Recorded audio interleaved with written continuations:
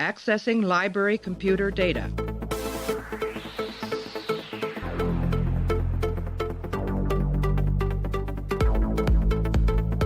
Out there are no saints. Just people.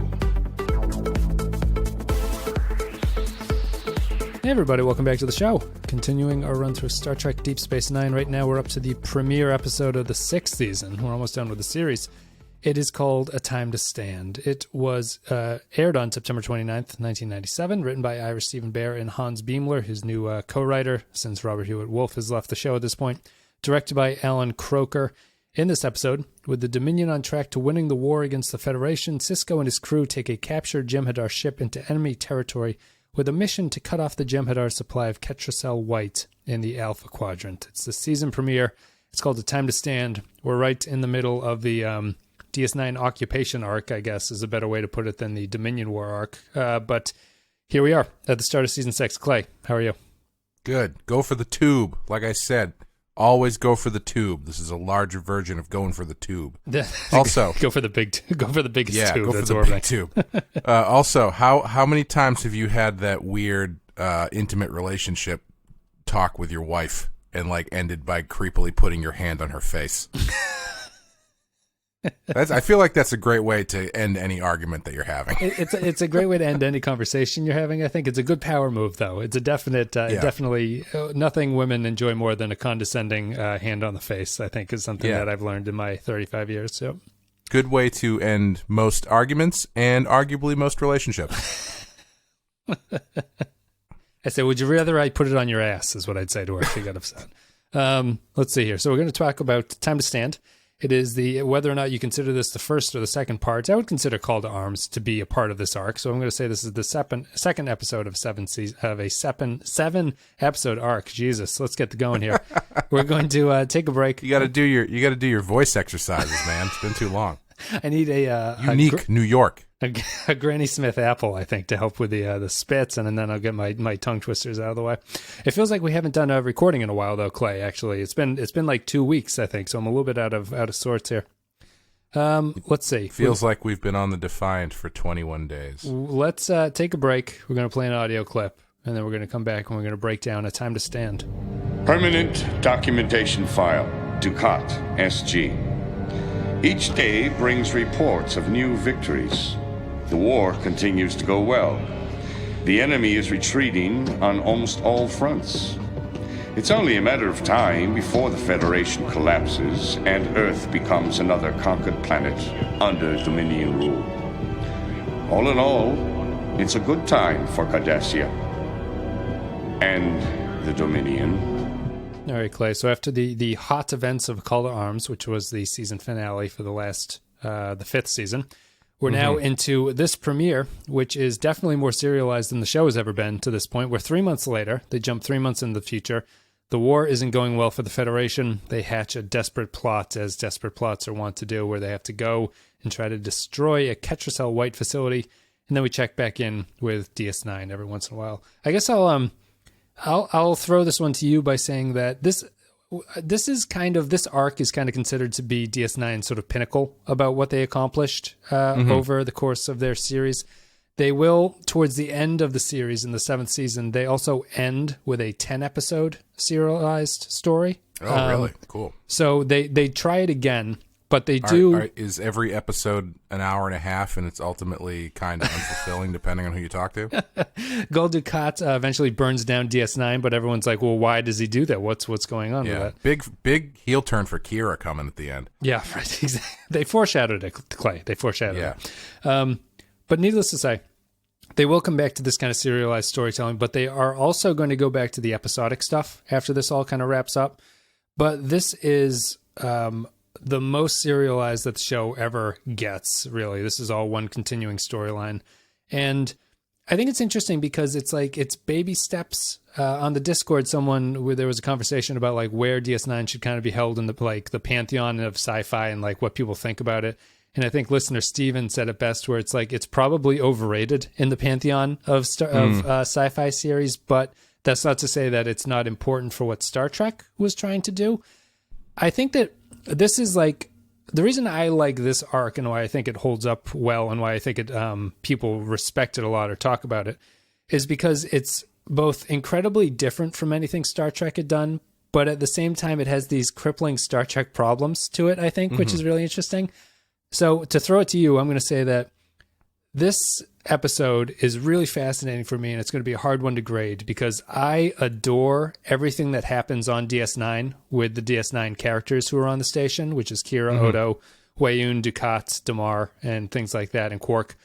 I think all of those scenes, except for maybe the one where Jake Sisko and Weyound talk about freedom of the press, are outstanding. I think they're all really, really great. And I also dislike intensely the problem that we always have, which is the Defiant storyline is on a ship on the Defiant trying to get somewhere the entire time. Yeah. And that's always been a problem. And just because the series is getting better doesn't mean it's not a problem anymore. That's my general sense of this episode. I really love the DS9 stuff. The stuff on the Defiant is kind of hokey in a lot of ways, and it's not as good as the stuff on DS9, where the DS9 stuff feels really modern in a lot of ways. There's a lot of like subtext and a lot of like different changing of what characters are doing because they're in a totally different situation.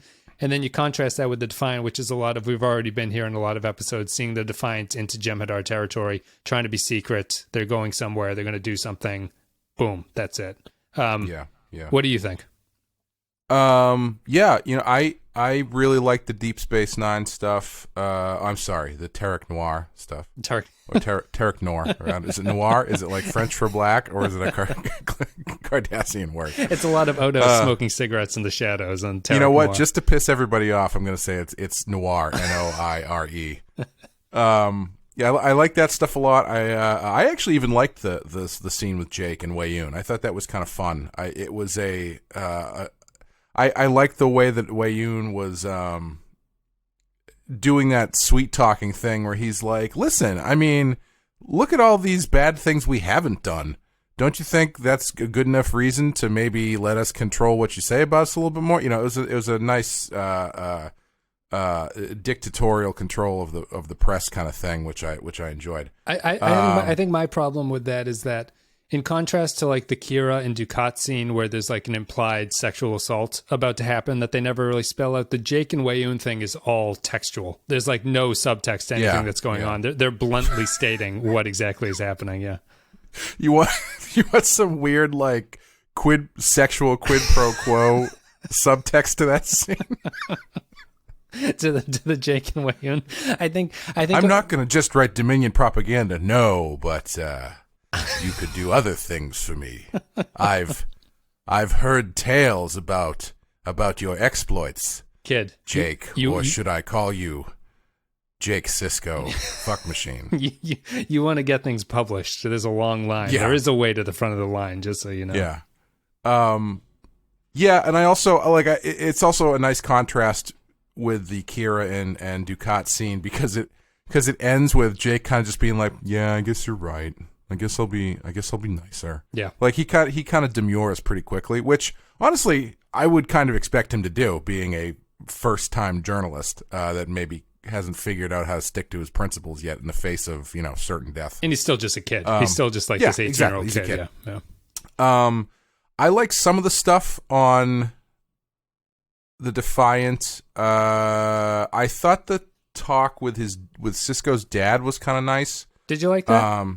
Well, I liked a little. I thought generally it didn't really add much, but I did like the line where he said, "How come it's not big enough that we can't? I mean, why isn't the universe is big enough? Why can't people just leave each other alone?" Yeah, that's a good point. Yeah, because it's like it's kind of a taking to task the whole conceit of Star Trek, right. Which is like, yeah, there's a whole universe out there, but for some reason everybody's just fighting over this one quadrant of a single galaxy. Right. But yeah, I like that sentiment, even though the rest of the scene was kind of hokey. Yeah, it has. I think it's just cliche. Like I would say that those scenes, including the father Sisko and Ben Sisko talk, all the Defiant Starfleet stuff here feels hokey in a way that it's like it's what I would expect from Star Trek. Like it's Bashir going like, "We can't stand these kind of losses and win this war." It's like very melodramatic, like war proclamations and people slamming tables and stuff. Where the stuff on DS9 feels really more subtle than that. Like it actually feels it feels like a slower pace where the stuff on the station feels like it would unfold that way. And the Defiant stuff feels like it's a Star Trek plot that's like, this thing is going to happen now, this is going to happen, and we're going to kick off into this little adventure where we do this thing and blow it up and blah, blah, blah. But it feels very, it doesn't feel mature in the way that the DS9 stuff does. And I think that's my biggest problem with it. I don't think it's bad by any stretch, but it feels very much like older Star Trek. And what's funny is that the DS9 station parts feel like the series has kicked it up a notch there, in my opinion, in the writing, and it's being held back by the Defiant storyline. Yeah, the Defiant stuff, I mean, I think the big struggle there is it's fairly unfocused. It seems like the big conceit for this, or I don't know if conceit's the right word, but the thing that they're driving at for each of these scenes, for the most part, is kind of looking at what the occupation of the Cardassians and the Dominion of Deep Space Nine, what that means to the way of life that's going on over there. It basically seems like they're trying to catch up with what's happening, how it's affecting people, but also getting a chance to take a look at some things in a very not black or white kind of way. Like, I love the scene at Quark's, where Quark is like, I miss the Federation as much as anybody else, but I mean, it could be a lot worse. Yep. That's a great Quark character moment, I think. Like, I think that's where Quark always kind of should be in the series. I don't know if he ever, I think they do hover him around that area, but sometimes I feel like he fills a little bit too much into the nice guy Federation role. Like, I think if I were to rewrite Quark, I would make him a little bit more of that cynical edge that he has in this one, where I think he's always been written that way, but sometimes he comes across as a little bit too forgiving, I think, in a lot of ways. And I like the way that he is here. I think that really fits what the character should be. Yeah, definitely. I thought it was a really good use of him. And, you've got the scene with Kira and Dukat, which is nice because it's Dukat makes it really creepy, but at the beginning of it, it's sort of like, hey, we're kind of just doing our thing here. And then Kira starts calling him on selling out Cardassia, and he's going into the reasons why he did that. So it's like the Deep Space Nine stuff has a really nice element of just kind of digging into what this all means currently. Whereas the Defiant stuff feels... I would say that the DS9 stuff is characters in a new situation, so there's a lot to dig into with it. Yeah. But the Defiant stuff feels... I mean, they're literally not doing anything for the first half of the episode. They're just like, I don't even know where they're going. They're going to some station or whatever. But I think that's part of the problem.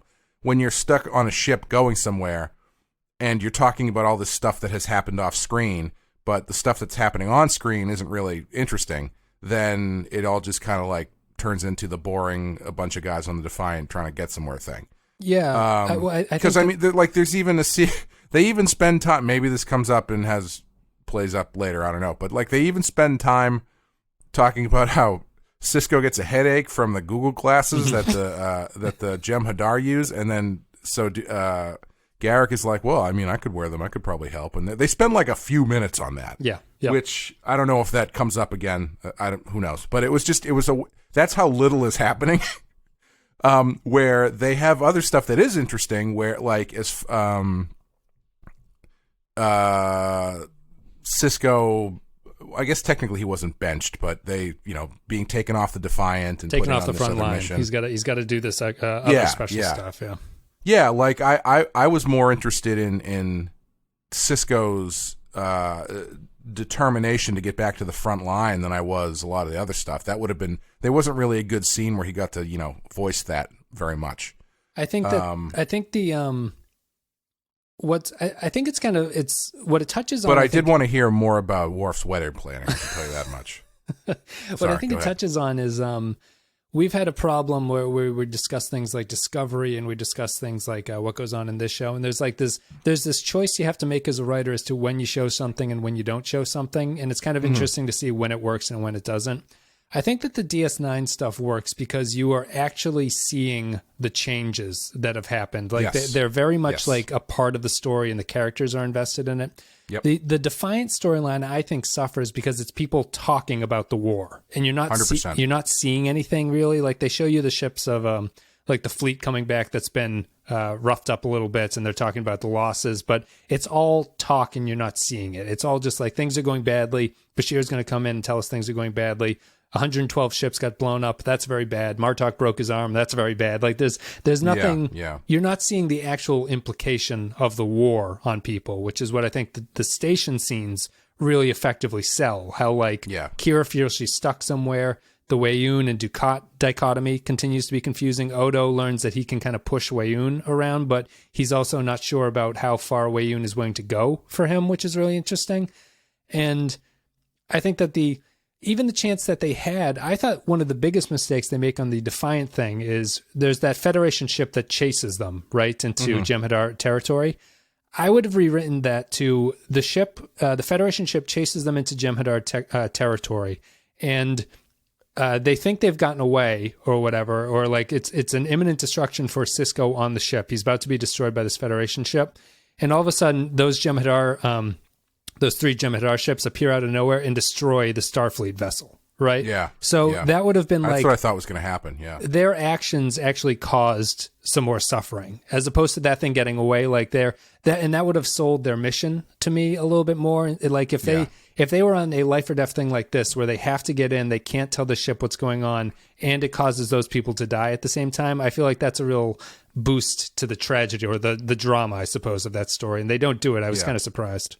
Or at the very least, they don't even successfully destroy their weapons array.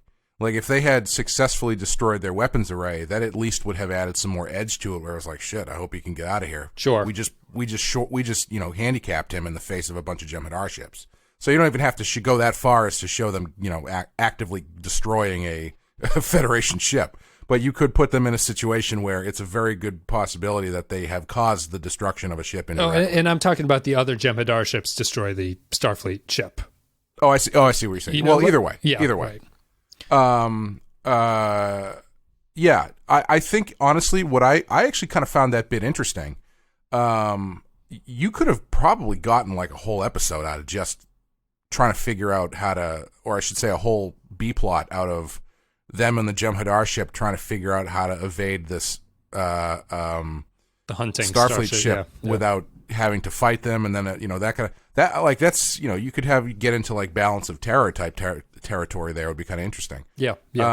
Except they'd have to be on the defense of they'd have to be on the defense of the entire time while the starship is unaware of who they are and is trying to destroy them. Yeah. I think what I probably would have done is I would have started the episode at the space station. I think I probably would have gotten rid of most of the flying to the space station stuff. Yeah. And just gotten right into it and like captain's log, the battle's been going on for 3 months. We've taken heavy casualties. We're back at the star thing. We're back at the star base for further instructions. And then you could get into you're being taken off the front lines. Why? These people out there, they're getting killed. There's, that's when you can kind of get into that, and you can get that exposition out through an impassioned speech about wanting to get back to the front lines and help, instead of fucking Bashir and Nog just being like, yep, it's pretty hairy out there, guys. Yeah. And what happened in the off season that everybody treats Bashir like a fucking computer now? Let's talk about, what do you think of Bashir's new characterization here? He had that episode in the middle of the last season where it was revealed that he's genetically modified. However, he decided not to really adopt that until, I guess you could say, this is 3 months later, so that's the change in him. But he's now kind of a different character. Did you have any thoughts about one way or the other? I kind of like this new Bashir.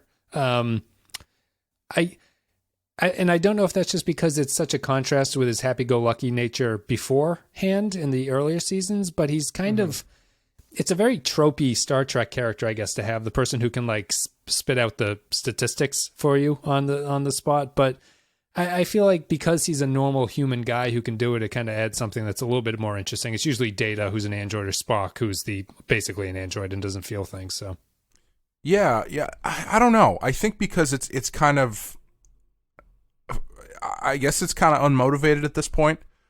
Is it supposed to be a result of war weariness or something? Or it just seems so out of left field, and he doesn't get a chance to really explain himself in the epised that's what it feels really. Yeah. I think it's war weariness, really, where he's kind of a broken. He's not broken, but he's lost his glimmer of happiness, I suppose would be the way to describe it. Yeah. I mean, I find it was jarring enough that I didn't really enjoy it in this episode, but especially because nobody even really talks about it. They just kind of make the only thing that is really brought up is Garrick gives him shit for being genetically modified, but aside from that, they don't really talk about his change in attitude at all. Mm-hmm. I think maybe if there was or is in the future some explanation of it or discussion of his feelings, then maybe I'd be a little bit better with it. But it's just so jarring a change. Yeah. It's I think that the Defiant stuff is all very much very kind of fine. It comes down to the split second, last minute push of the button. We're going to outrun this explosion as the shields fail and all that stuff, and it's fine. It sets up the next episode well, which is what it really takes which is all that it's really trying to do, because the plot itself is no great shakes for that. It's a very simple idea. But now they're crippled and sort of heading back to Federation space very slowly and things like that. I don't know. It really did stick out to me how strange those scenes were. I would agree with you that I think they probably should have just opened with a conference scene where the Admiral is speaking to them and giving them a briefing about what's going on, and we ignore the Worf and Dax wedding talk and learning about how the war is going on the ship and stuff like that. It also just, I think that something about the dialogue of those scenes is a little bit hokey. It's a lot of that like very grand proclamations about like, well, things are going badly. We can't win without this happening, and we'll get those things fixed. And O'Brien, things have never been worse, and buck up, cadet, and stuff like that. Yeah. I wouldn't say it's bad. It really sticks out to me as a holdover of the old way of being. And to tie it into more of a modern thing, it's like they didn't have a story to tell you to get this piece over to where they needed to be at the end of the episode. So you just kind of end up with this storyline in place. Yeah. It's kind of they do a lot, they do a lot with that storyline, but I should say a lot happens, but they don't do a lot with it. Like, they have a lot of scene changes and a lot of movement and a lot of stuff going on, and, changing ships, and then they got to go and do this, and then things blow up. And then the drama of blowing it up is just the station randomly decides to hold them for a little bit. Like, there's no, it's just kind of an artificial problem that they make. It's not like even, I was just going to say, the way they get out of it, too, it's like, we have to time it exactly so that we do whatever a second and a half before the bomb. So, oh shit, it blew up early. Like, and nothing happens. It blows up early, and they're fine. And they're just like, oh well, good job, Dax. And she's like, yeah, right, cool. I thought that too. I guess the takeaway is that if they had done it perfectly, the ship wouldn't be damaged. I guess is kind of the thing. It's very minor. It's a very minor difference. Yeah, and it is a very manufactured. It's a fictional thing. Everything is manufactured. But it's an unsubtle manufacture. Yeah, it's just like, this is done because we need to get them into a tough spot for next episode. Yeah, like the idea of what the mission is, I think, makes perfect sense, because you always go for the tube. Yep. But I thought it was going to take a little bit longer or something, or they would get stuck there, or it wasn't going to work, or something. I don't know. Yeah, and I think also if you had opened with them on the station, you could get across a lot more of that war weariness stuff a lot more effectively. Because imagine, like, if instead of getting 5 or 10 minutes or however long they spend on the Defiant, where they're yapping back and forth, if the first thing you see of the crew is when like a door opens up and they're getting off the Defiant, coming to the station, and they just look wiped. Right.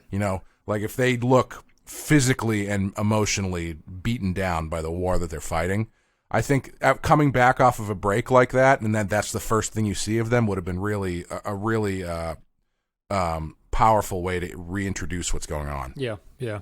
Well, in contrast to the Defiant stuff, I think the station stuff is excellent. I think it might be some of the best DS9 that's ever been done to this point, outside of like very strong episodes and things. But the reason I like the station DS9 stuff is because it feels more subtextual. Like, it feels like characters are not exactly bluntly stating what they are thinking in a lot of scenes. I feel like Weyound's motivations are very intentionally vague here as to what he thinks and how he's acting and what his ultimate goals are. I think that I love the station log from Dukat, where he's talking about the war is going well, and he says things are going well for Cardassia and the Dominion. He's still of that mindset where he can't quite buy into the fact that the Dominion now own Cardassia. And I think that we talked about the Quark scene and stuff. I just think that all of those scenes are acted really well, and it's a fresh of breath air because those characters are now a fresh of breath air.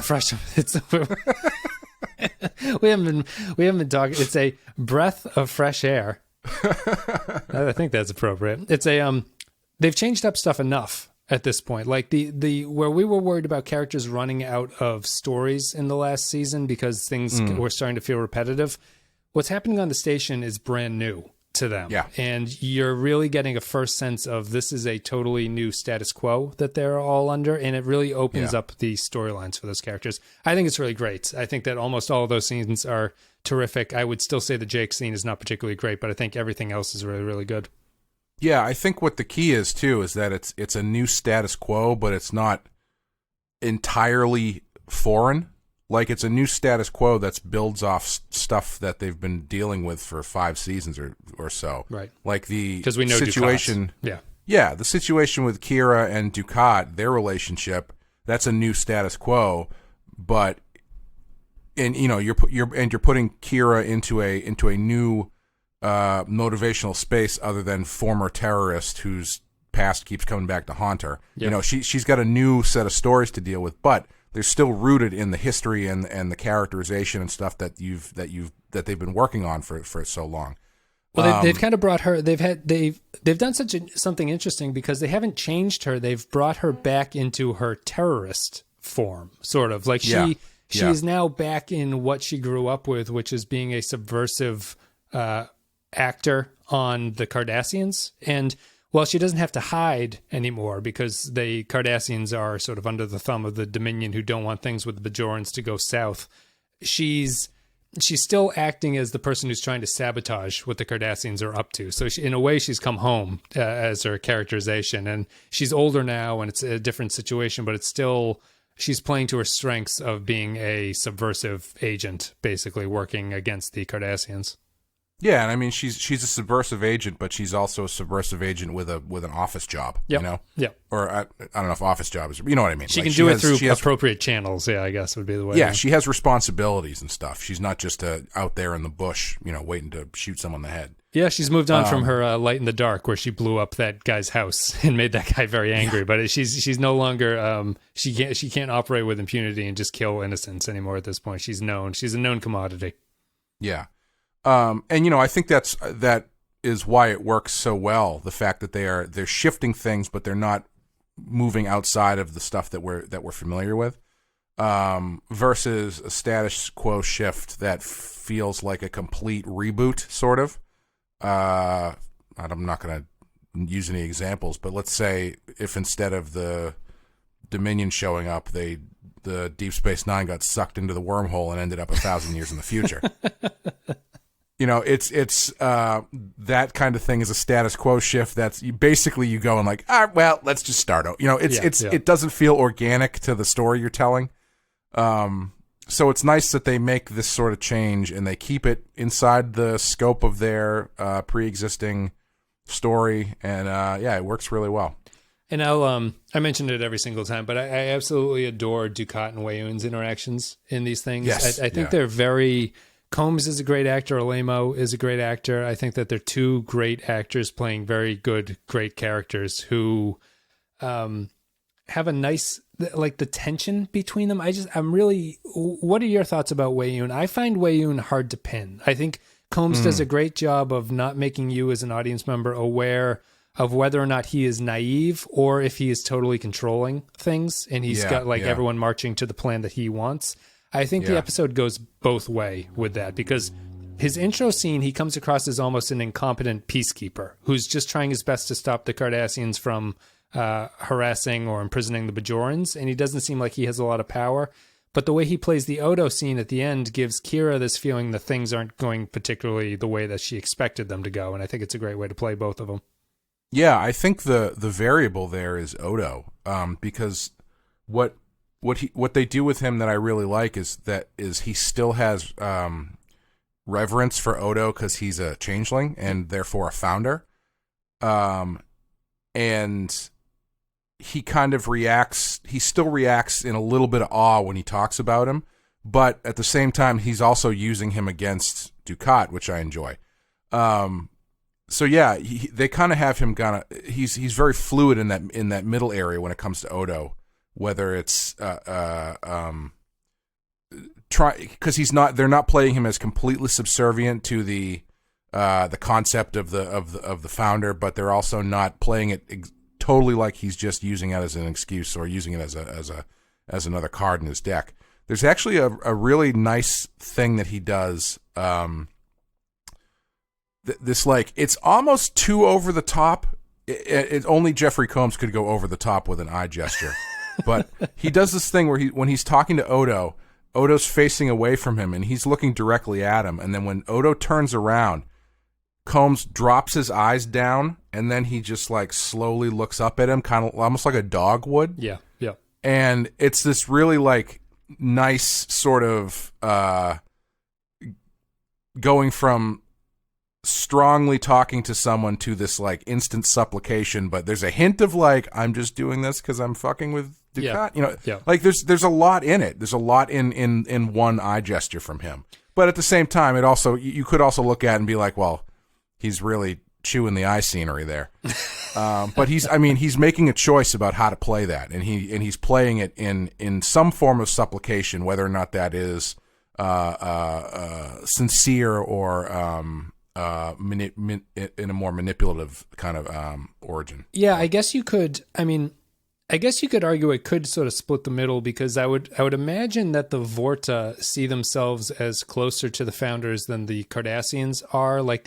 The Vorta must view the Cardassians as a kind of outsider to Dominion culture, they're a part of it but not really. So Weyound thinking that he should make inroads with Odo seems like a logical outcome for someone who would believe in the founders' sort of divinity and be a way to screw over Dukat. I think that Weyound should be interested in building that relationship with Odo at the expense of Dukat. And it might not be for perfectly selfish reasons. He might be thinking of the good of the Dominion, I suppose would be the way to think about it. But I get the sense from the performance that it could go either way. And I think they leave you in a good spot wondering where it is. And as far as his submissive behavior, I love that touch that he does. I love everything Combs does with his hands when he approaches founders like Odo, and the way he looks at them. And I actually honestly I think the director should have told the J'em Hadar to have more deference to the founders when they enter. Yeah. When Odo walks by J'em Hadar, they should kneel or something in front of him. I feel that should be something that's always there. And Combs always does that. You always get the sense that Weyound is approaching a god, that he will do whatever this thing wants him to do without any questions. And even if he gets something extra out of it, he's still doing it out of a sense of, I have to do what this person tells me to do. Yeah, I actually for a second in the Quark's bar scene thought that they were doing a thing where the J'em Hadar were kind of ignoring Quark because they were all looking over at Odo. Oh, yeah, sure. Yeah. But they weren't. No. They've been curiously inconsistent with that stuff, but who knows? I guess it fits the Vorta middle management sort of characterization, where they are sycophantic in a way that the J'em Hadar might not be. But I think a lot of that just comes down to the personality of the actors playing them and stuff like that. Yeah, but outside of that, I think that the Kira stuff is good. I think Odo's great. I like Quark. I think that pretty much every scene on the station is a really strong, well-written scene that, you have a lot of room to play with the stuff that they're giving you there. It's really weird, going back to the Defiant stuff for a second. That scene with Sisko's dad is really weird, isn't it? In what sense? It's just, I don't know. Why even bother having a scene where he calls his father to tell him that he left his son on the plate? It just seems like such a weird. What do you think was the point of that scene? I guess that would be a problem I have too. I don't know why he's calling his father at that point. Only to that scene must come before we see Jake. So is it to remind the audience of where Jake is before you get surprised that he's on the station? I guess, or I mean, maybe to reinforce the guilt that he has for leaving him there or something. Or, I think they're underselling that either way. I don't feel that Yeah. scene with his dad really sells the Sisko leaving Jake behind. Similarly to the way the call to arms ended, where Sisko's like, "Damn it, Jake." Anyway, I'll see him later, and then they just fly off. You know, I feel that Sisko should be more consumed with what Jake is up to. And I understand that doesn't feel very Star Trek-y because we need Sisko to go off and run this mission and stuff, but I think he's curiously detached from what Jake might be up to. Yeah, I mean, it's just that scene, and then he doesn't talk about him again for the rest of the episode. Yeah, and I think that's maybe my problem with the scene. That scene feels similar to the problem that they insert with the ship has to go to warp to escape this explosion. It feels like it was just inserted there to remind the audience. It's more of a technical scene than it is a scene that feels like it should exist. Yeah, and I guess it's just I don't know. There's just something weird about him going out of the way to call his dad to tell him that stuff. It just, like why not just have him talk about it with Dax or something? Well, Dax is busy with the wedding planning. That's true. Yeah, gotta have the murder before the Tar Guild. Poor Worf. He wants the traditional Klingon wedding, I suppose, which is totally in character. I did like at the end of that scene, though, where they basically had Sisko let everyone know that Worf and Dax won't be around for a while because they are just screwing like crazy. Him and Martok just clank their cups together and say, "Well, those kids, gotta love them." I think that's it. Do we have anything else you want to talk about before we go to patron thoughts? My one question, which is just a totally not relevant to any story stuff, is the Federation ship that they end up fighting with. Is that the same design as the ship from Enterprise? Because it looks very similar. I'm not sure. No, I actually don't. I'm sure someone out there would know. But. I didn't notice what kind of ship it was. I noticed a few ships that I think I've never seen before in the little when the fleet is returning. So I don't know if it's a new design or something. Could be the Enterprise design. I'd be curious if anybody knows or has. Well, I'm sure someone does because people know this stuff. Do you remember what ship it was? I suppose I could look it up here. I actually won't remember. Don't. The name of the guy who flew it was Charlie. I remember that. It's the Centaur. It's a Centaur type starship, which looks a lot like the Discovery. Actually, now that I'm looking at it, let me see here. Not really. It looks kind of like the Reliant a little bit. Fairly generic looking. I guess like the Discovery. Yeah, I guess it does kind of look like Discovery now that I'm looking at it. Yeah, it's okay. Yeah, I guess it doesn't look quite as much like the Enterprise ship as I thought it did. No, it looks very much of this era of Star Trek type thing. It's just the saucer with the two nacelles and kind of a generic look to it. But I also, it's, I understand what they're trying to do with that Charlie guy thing, but like for the 3 minutes that ship is chasing them, all Sisko is doing is saying things like, "Come on, Charlie. God damn it, Charlie." Like, what's Charlie doing over there? It's like, well, I've never seen Charlie. I don't need Sisko sort of going off on a first name basis about what this guy is and what this guy represents. It's another one of those, Sisko's just going to tell you everything about this guy as opposed to you knowing anything about him. And, that'll build the drama. Yeah, it would have been nice if they had used a captain or a name that we recognized or something that he had some connection to. Yeah. Looking at it now, it looks like the main difference is that the NX-01 has the nacelles above the saucer. Oh, sure. And this one's below. The Centaur is below and a little bit wider. That's a big... Like a child just learning how to skate. That's a big design difference. Do you prefer one way or the other? Nacelles above or below? I'm always going to prefer above because it's just reminiscent of the Enterprise, It is. I think they look a little bit like... hockey skates or something when they're below. Like they look a little bit like a catamaran or something, and I'm not sure that I think that's as interesting to look at. It looks more distinct when they're above. I'm actually looking at a picture right now that's the sister ship of the Enterprise, or I don't know, it might be fake, but it's the NX-01 style Enterprise looking ship, but the nacelles are on the bottom. Mm-hmm. And yeah, it looks like a weird snowmobile or something. Yeah. Let's take a break. We'll play an audio clip, and we are going to come back. We're going to read some patron thoughts, give our final thoughts, and then we are going to call this one a day. You feel I've betrayed you? Not just me. Everyone. Even your own people. Cardassia was on the edge of an abyss, Major. The war with the Klingons left us a third-rate power. My people had lost their way. I've made them strong again. At what price?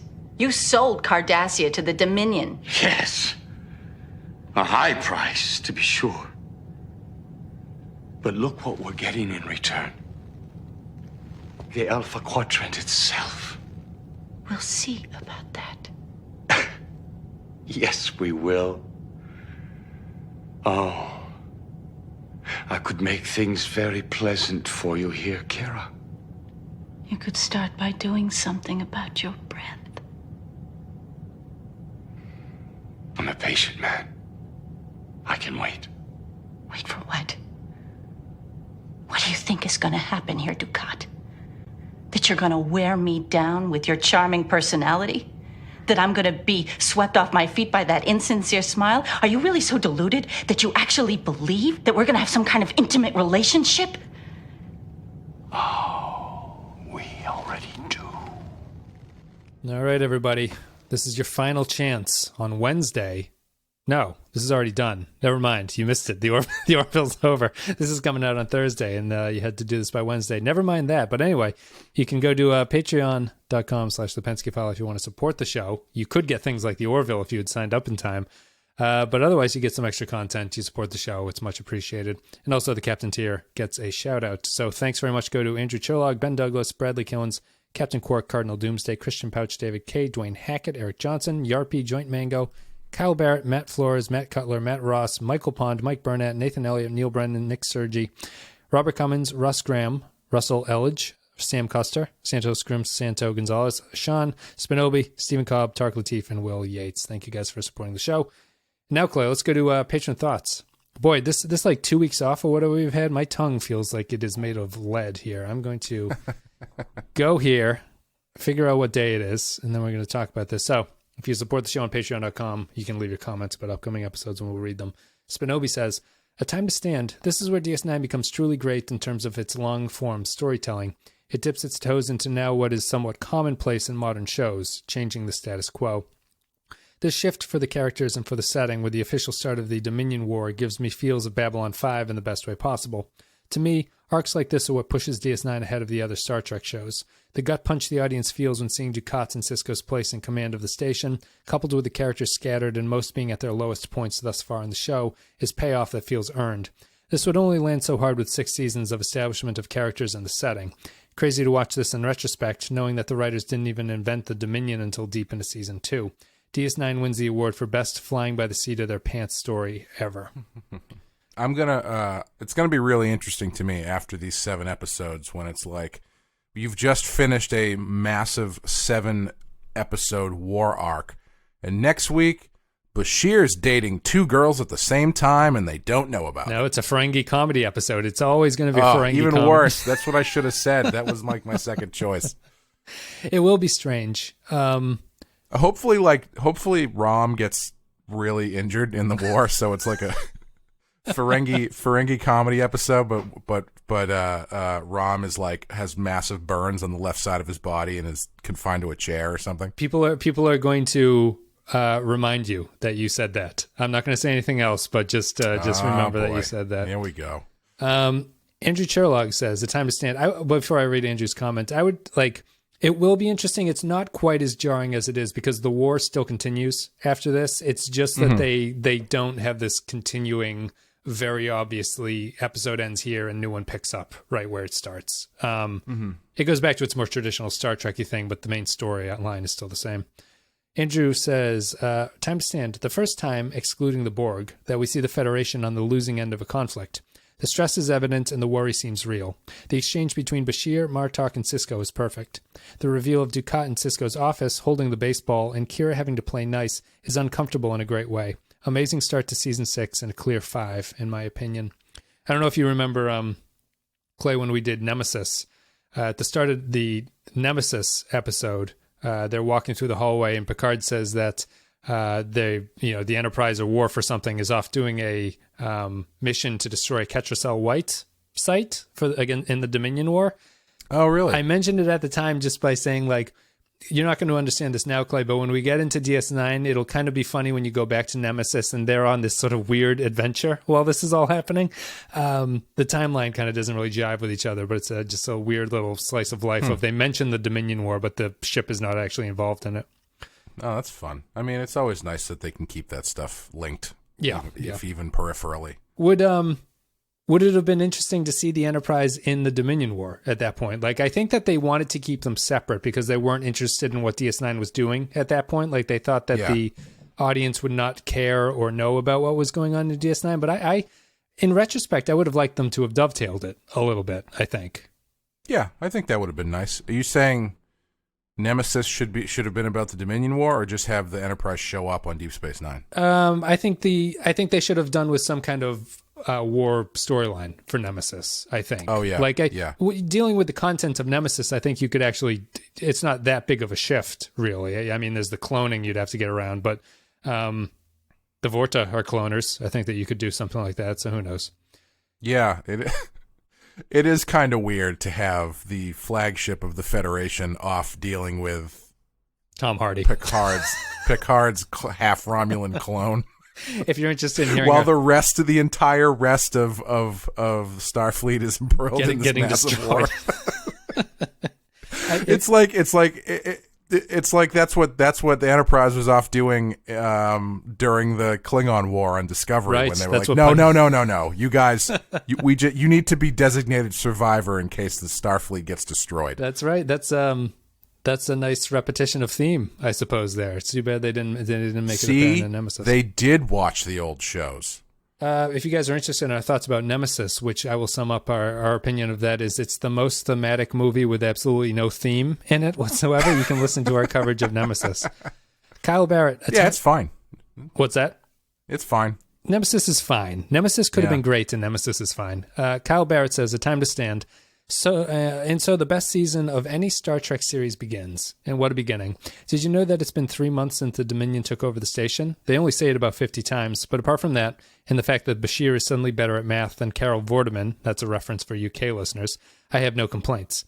The scene between Kira and Dukat is probably my favorite of the episode, and the way the episode checks in with each character and explores how their world and mindset has changed is fantastic.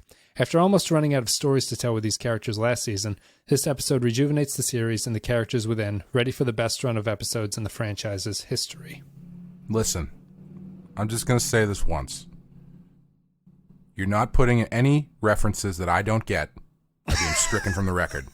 I'm not having in-jokes floating around in our user comments here, okay? Who's the person that we would know that's good at math? Stephen Hawking, I guess?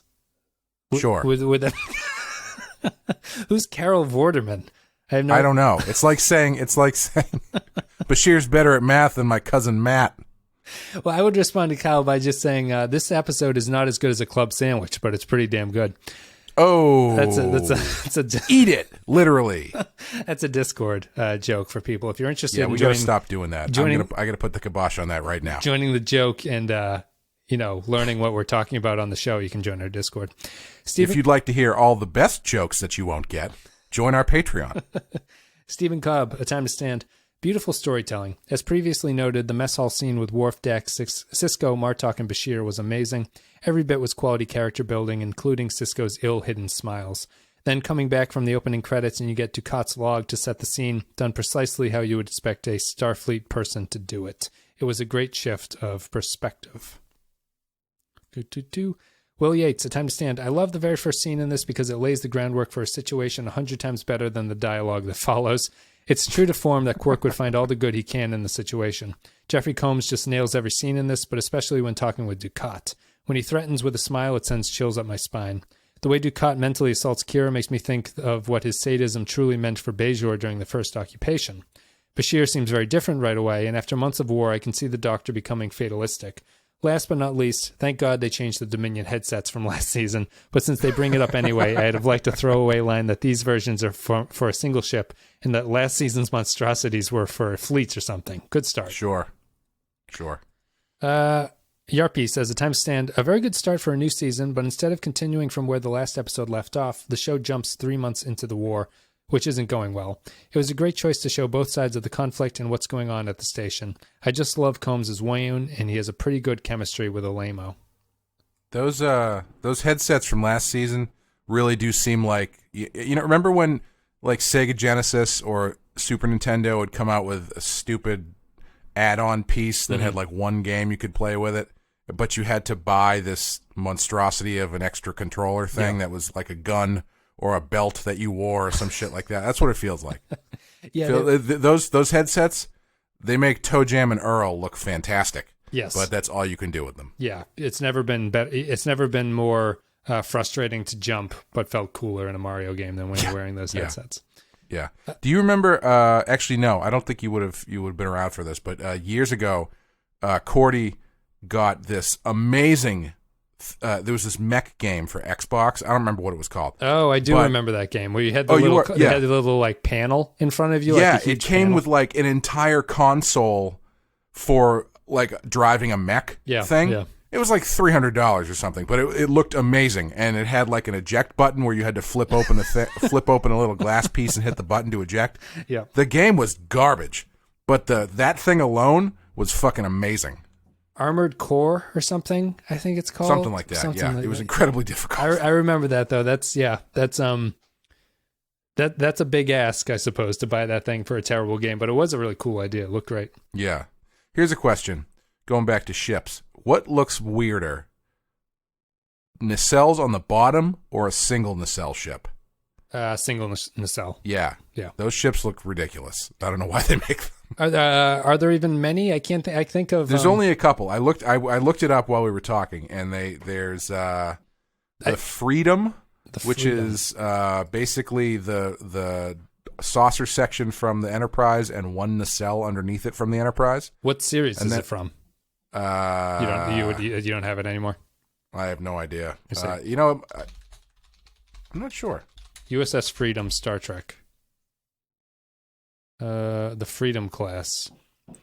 It's a 22nd century class. That one has 2. It looks like. Is that from a movie? I don't know. Maybe it's from. It might be just from a game. I'm not sure. This one's from Star Trek Beyond. So that makes sense. And what's this one? Oh, and they have Saladin, which is also it's a TOS style, same setup where it's a TOS style. Oh yeah, saucer. This type is noted for being one of the small that has one nacelle. Wow. Yeah. There's like no good pictures of them. They're all blurry printouts of like a console or something. Huh. Interesting. Yeah, definitely 2 is better. 2 anywhere is better than 1 nacelle, I think. Yeah. Although I think you can get away with 1 if the neck isn't too long. Mm-hmm. Because some of them, the necks look ridiculous on them. But if they're shorter necks and it looks proportional. Yeah, if it just looks like a lollipop that's on its side, I think it's maybe okay. But if for whatever reason, like if I was designing that, I would say that those can't go very fast. You know, like that's my takeaway. It would be like kind of like a shuttle would look like that, but who knows? That's just the aesthetic, I suppose. What do we got here? Inkover says, A Time to Stand. Finally, the long-awaited continuous storyline with choices and consequences and meaningful story arcs. Captain Sisko truly is the prince that was promised. Hopefully, it's not going to end with Nog one-shotting the big bad and Rom becoming the emissary. I see what you did there. Is that it for comments? Let me see here. No, Matt Ross says, a start that seems better than most part twos, for Star Trek. But a few things I found distracting, like where the hell does Bashir get the balls to keep interrupting and commenting? And when did he become the resident mentat/computer system? On mission, why really could they not put in chairs? I bet there's not bathrooms either. The tension between Dukat and Kira is an interesting turn between them, and Kira's realization that she may question where her loyalties are. Odo seems easily able to slide back into his role with the authorities. Being chased by the Centaur was well done, trying to figure out how to stay on mission and not give away their covert nature. The change in the eyewear display giving you a headache was a nice touch, and just making it from the mission left no surprises, but it did have good tension. Overall, a good episode at the start of the war. Christian Pouch, A Time to Stand. A demoralizing start to the war. I love it. A lot of good pieces here. A great kit-bash ship, the Centaur, setting up the conflict on the station, the grave stakes of the war, the return of the crashed J'em Hadar warship from last season. I think the story of the war is also good. We don't get bogged down in boring war details. The effectiveness of the Dominion war machine is plainly evident by the wrecked fleet, and we see the crux of the conflicts on the station set up. One negative, Jake is naive and clueless. Ultimately, it's a very setup-heavy episode, but considering everything it's setting up for, I think it's worth it for the payoff. Solid episode. That's it. Thank you very much, patrons. Thank you for leaving comments. We're about to start season 6, and I appreciate your comments. It's always nice to get the outside thoughts and bring them into the show, see what people thought, and most importantly, see what they agreed with us about. So, Clay, what are you going to give this one on a scale of 1 to 5? I'm going to give it a 4. Okay. It's tough for me. Yeah. I think I also have to give it a 4, although... Like, it's kind of interesting in context with Call to Arms. Like, I think I would rather watch this episode than Call to Arms. Would you? I'm sorry, say it again. You cut out for a second. I think I would rather watch this episode than Call to Arms, the one that was previous to it. Yeah. Would you agree with that, or do you think that there's... Like, I think that there's more interesting stuff going on in this one than in Call to Arms. Where Call to Arms is kind of just a sort of like... Not generic, but it's a very like predictable sort of Dominion take over the station and everyone gets out and then we leave on a bit of a cliffhanger. This one feels like it's a little bit more meaty to it. Although I think that the Defiant stuff is just really not interesting to the point where it brings down my rating a little bit. Yeah, they definitely give you more to chew on in this than a Call to Arms. Yeah, I would agree. Call to Arms is fairly straightforward. And they give you a little bit of intrigue at the end, but this one has so much good stuff happening on Deep Space Nine that you could watch this, and watching this and waiting for the next one, I think is more rife for your brain kind of just chewing on stuff and taking it places than Call to Arms is, because Call to Arms is sort of like, oh, that's crazy. Can't wait to see what happens next time. But this one, it's like, ooh, yeah. What's going on with Dukat and Kira? That's kind of, maybe I should write some fan fiction. That's a good point. Would that this I'm have not been going to let anybody read. would this have been a I mean, you could say that the season could have ended with either one of these episodes, I suppose. Like, this one makes more sense because they had to make the time jump into 3 months in the future for the war storyline to kick in. But yeah, they are, it's kind of, you know, I guess we can just talk about it's like the serialized nature here. Like, what I kind of like about what they do during this 6-episode thing is that it's still an episode of television, each one of them. You know, like the storyline is serialized, but they're still fairly self-contained, self-satisfying little bits of television, which is, you know, something that I think a lot of modern serialized TV has a problem with, where they kind of go for just the whole thing is a 12-hour story. And I like this balance that they have here. But we'll see. We'll see how it goes. Moving on to the next remaining of them. Looking forward to it. And then that's it. That is A Time to Stand. Thank you guys very much for listening. You can support the show by going to patreon.com/the Pensky File. Leave a couple of dollars a month and you get extra stuff. You can go to all the social media links. They are all down below. Facebook, Twitter, join the Discord, all that stuff. Were you surprised or as happy as I was that when Kira told Odo that, you know, he makes her smile or whatever, that they didn't do one of those we watch Odo get a face boner shots? Because it was nice, because the last episode they were like, you know what, let's table this for now. We'll deal with it when the war is over. Yeah. And so when they had their little moment, it wasn't like Odo having one of those reactions where he's like, oh. He's a man of his word. He's going to wait until the war is over before pursuing anything else about this. So let's see here. Anything else? Anything you want to say, Clay, before we sign off here? No, I think I'm good for the moment. All right. It is Thursday. Thank you very much for listening. We'll be back Monday with Rocks and Shoals, which is a very interesting episode. And continuing this Dominion War. Clay, I guess it's still... I'll ask you now. So what do you think of this minorly serialized story here? I don't know how many three-parter things we've had. I can only think of Best of Both Worlds and then Family, which is kind of a three-parter. I don't know. Do you have any thoughts about the serialized, like very serialized nature of this so far? Or did it stick out, or does it just feel like a normal DS9 episode? I think there's enough there that feels familiar that it doesn't really stick out that much. I think the biggest thing that stuck out actually was the very end,